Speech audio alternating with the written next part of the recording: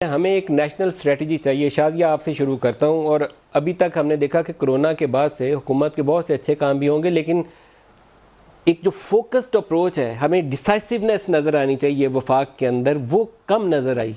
अब कैसे आगे चलें? अब हमने एक ऐसी स्टेज गुजार ली है लॉकडाउन वाली, और दोबारा फैसले की घड़ी है। कल 14 तारीख है, हमने फैसले करने हैं। क्या करना चाहिए? बहुत शुक्रिया मलिक साहब। यकीनन फोकस हमारा इस वक्त ये कोविड-19 ही होना चाहिए, जो आपने एक्सप्लेन किया प्रोग्राम के आगाज में। और कोशिश यही होनी चाहिए कि जो नेशनल यूनिटी है वो नज़र आए, जो एक कौमी स्पिरिट है वो नज़र आए। लेकिन ये नहीं देखा गया है।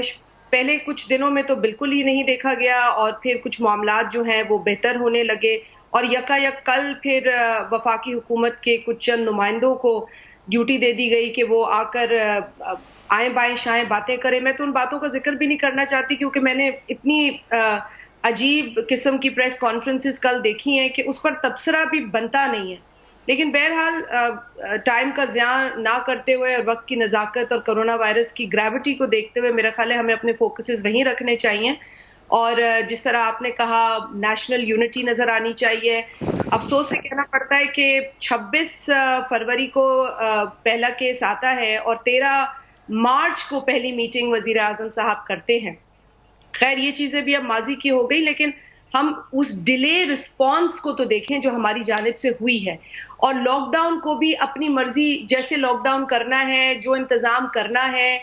लॉकडाउन और कर्फ्यू में फ़र्क नहीं समझ आ रहा, ये नहीं मालूम पड़ रहा यहाँ जो हमारे चीफ एग्जीक्यूटिव है इस मुल्क के, कि जी किसको कोरोना होता है, किस उम्र में कोरोना होता है, किसको खतरा है, किसको नहीं है। इस पर हमने लेक्चर सुने।